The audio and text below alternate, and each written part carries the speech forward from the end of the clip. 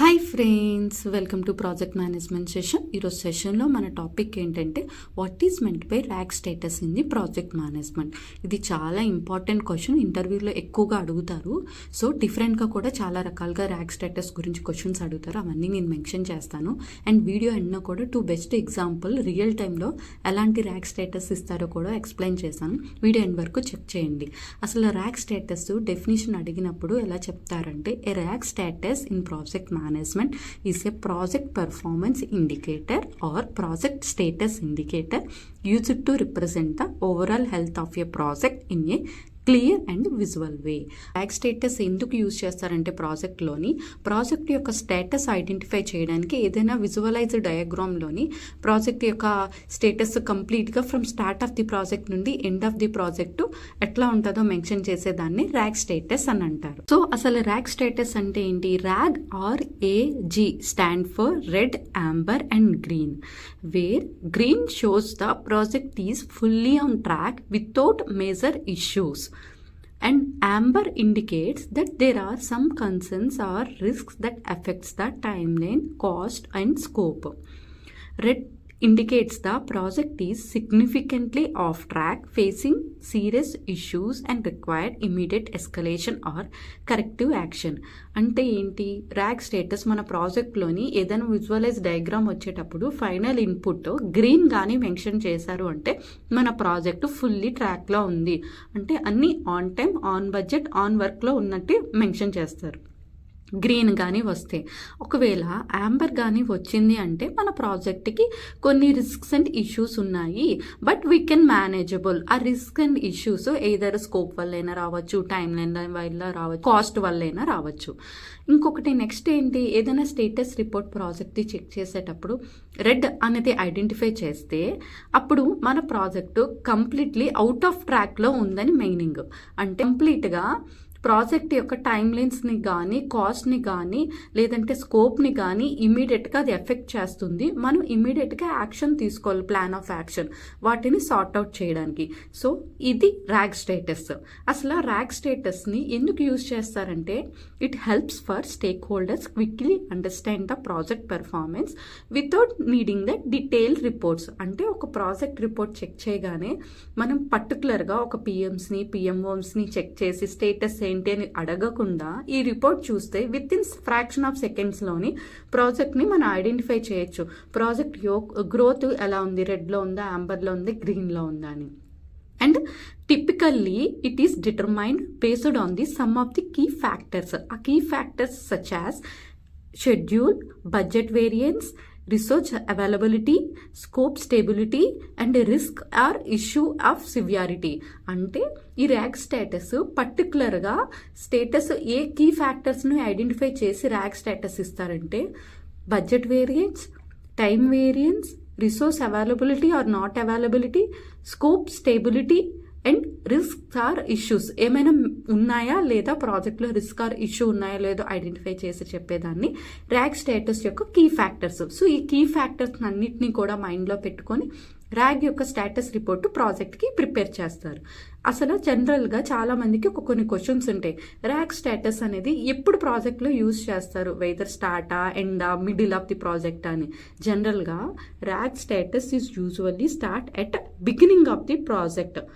స్టార్టింగ్లోనే యూజ్ చేస్తారు. ఎప్పుడు? When right after the planning is done. అంటే ప్రాజెక్ట్ యొక్క ప్లానింగ్ కంప్లీట్గా డన్ అయిపోతే and RAG status report prepare చేసేస్తారు. ప్లానింగ్ అయిపోయి మన ఎగ్జిక్యూషన్ ఫేజ్లోని వర్క్ అనేది స్టార్ట్ చేసినప్పుడు వెంటనే ర్యాగ్ స్టేటస్ రిపోర్ట్ అనేది ప్రజెంట్ చేస్తారు. ఇన్ సమ్ ఇంటర్వ్యూస్లోని RAG status report weekly mention చేస్తారా, మంత్లీ మెన్షన్ చేస్తారా, ఇయర్లీ ఆర్ క్వార్టర్లీ మెన్షన్ చేస్తారా అని అడిగినప్పుడు ఆన్సర్ ఏం చెప్తారంటే, it is used for every weekly or monthly report to quickly show the whether the project is on track or not in track or facing any risks or issues అని mention చేయండి, or any delays. So weekly or మంత్లీనే మనం mention చేస్తే మన project on ట్రాక్లో ఉందో లేదో కూడా మన స్టేక్ హోల్డర్స్కి అర్థమవుతుంది. సో ఈ ర్యాగ్ స్టేటస్ గురించి ఇంటర్వ్యూయర్ డైరెక్ట్గా అయితే ఎలా అడుగుతారంటే, explain the RAG status in the project management అని అడుగుతారు. సమ్ టైమ్స్ అలా అడుగుతారంటే, what is the RAG status in the project management, or how do you determine when a task is in red, amber or green, or what criteria do you use for assigning the rack status, or how often do you update the rack status in your project. ఇలా అడుగుతూ ఉంటారు డిఫరెంట్గా. ఇప్పుడు ఒక real time examples, 2 simple examples చెప్తాను చూడండి. So ఒకవేళ project యొక్క స్టేటస్ గ్రీన్ అని ఉంది. ఒక ఎగ్జాంపుల్ ఏంటంటే project is planned for 2 testers. Both testers are available. Testing is happening exactly as per schedule. అంటే ఏంటి, ప్రాజెక్ట్కి 2 టెస్టర్స్ కావాలి, 2 అవైలబుల్గా ఉన్నారు, వర్క్ కూడా బాగా జరుగుతుంది. So project is green as per resource key ఫ్యాక్టర్ని ఐడెంటిఫై చేసి మెన్షన్ చేస్తే. అదే రిసోర్స్ కీ ఫ్యాక్టర్ని యాంబర్ వచ్చింది ప్రాజెక్ట్కి అని మెన్షన్ చేస్తే 1 tester is available, 1 is joining on the next week. Testing will start slowly but won't stop completely. అంటే ఏంటి, యాక్చువల్గా మనకి ప్రాజెక్ట్కి 2 టెస్టర్స్ కావాలి. ఒక టెస్టర్ ఆల్రెడీ జాయిన్ అయ్యాడు, వర్క్ చేస్తున్నాడు, కానీ ఇంకో టెస్టర్ నెక్స్ట్ వీక్ జాయిన్ అవుతాడు. సో ప్రాబ్లం ఏంటంటే ఒక టెస్టరే వర్క్ చేస్తున్నాడు, సో వాడి వల్లే 2వ టెస్టర్ వర్క్ కూడా జరుగుతుంది.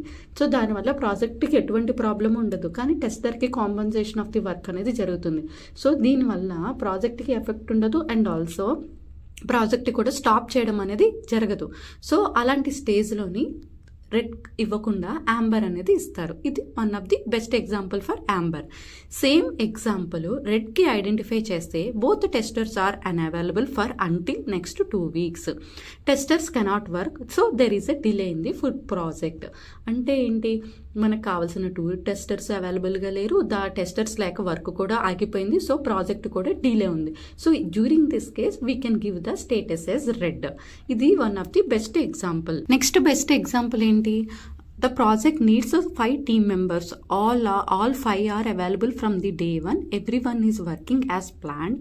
No one is overloaded and the tasks are completed on time. So this is the one of the best example. ఎందుకు, because there is no resource gaps. Project start అయిన దగ్గర నుండి ఎంతమంది రిసోర్సెస్ కావాలో అంతమంది resources అవైలబుల్గా ఉన్నారు, వర్క్ కూడా డన్ అవుతుంది, ఆన్ టైంలో ప్రాజెక్ట్ కూడా కంప్లీట్ అవుతుంది. There is no lag in the project. So ఇది one of the best example for green. So ఒకవేళ ఇలా వచ్చినప్పుడు మన ప్రాజెక్ట్ యొక్క స్టేటస్ గ్రీన్ ఇవ్వచ్చు. సేమ్ ఎగ్జాంపుల్ యాంబర్కి వచ్చినప్పుడు మనం ఏం చేస్తామంటే, సో మనకి 5 team members కావాలి. So one of the team member is on the sick leave for 1 week. The rest of the team is covering the work, but still there is a small delay. The delay is manageable if the extra work or adjustable tasks. అంటే ఏంటి, మనకు కావాల్సిందే 5 team members, అందులో 1 person sick లీవ్లో ఉన్నాడు next 1 week, కానీ ఆ 4 team members extra work చేసి work అనేది కంప్లీట్ చేస్తున్నాడు. But there is a small delay in the project, కానీ ఆ డిలేని కూడా మనం మేనేజ్ చేసుకోవచ్చు. సో అలాంటి కేసులో కూడా మనం ఏంటంటే ప్రాజెక్ట్ యొక్క స్టేటస్ యాంబర్ ఇవ్వచ్చు, ఎందుకంటే ప్రాజెక్ట్కి అదంత ఎఫెక్టబుల్ కాదు. సో అనదర్ బెస్ట్ ఎగ్జాంపుల్ ఏంటి, రెడ్కి multiple team members are pulled into a high project for a next project immediate project and leaving your project with 30% of the planned resource. అంటే ఏంటి, సడన్గా మీరు ఒక ప్రాజెక్ట్లో వర్క్ చేస్తున్నారు, అందులోని 10 members టీమ్ మెంబర్స్ ఉన్నారు.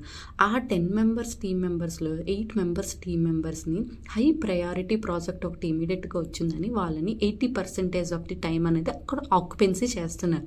సో ఈ మెయిన్ ప్రాజెక్ట్లో ఏదైతే ఉంటుందో వాళ్ళు ఇప్పటి వరకు చేస్తున్నారు, అందులో 20% మాత్రమే వాళ్ళు చేయగలుగుతున్నారు. సో దానివల్ల కంప్లీట్గా ప్రాజెక్ట్ ఆన్ టైం అనేది డెలివరబుల్ అవ్వట్లేదు, వర్క్ కూడా ఫుల్లీ డిలే అవుతుంది, బికాస్ వాళ్ళ ఫోకస్ అంతా కూడా హై ప్రయారిటీ ప్రాజెక్ట్ మీదే చేస్తుంది. సో ఇలాంటి కేసులోని మన ప్రాజెక్ట్ యొక్క స్టేటస్ రెడ్ అని ఇవ్వచ్చు. So this is the one of the second best example. Friends, ఈ వీడియోలో ఎటువంటి డౌట్ ఉన్నా కూడా కింద కామెంట్ బాక్స్లో మెన్షన్ చేయండి. ప్లస్ ప్రాజెక్ట్ మేనేజ్మెంట్ ఇంటర్వ్యూస్ అనేవి స్టార్ట్ అయిపోయాయి. ఎలాంటి క్వశ్చన్స్ కావాలన్నా కూడా, ఎలాంటి టాపిక్స్ మీద వీడియో చేయాలన్నా కూడా కిందకి మెన్షన్ చేయండి. ప్రతి వీడియో నేను మెన్షన్ చేస్తాను మన ఛానల్లోని. Please like, share and subscribe my channel for more questions. Thank you.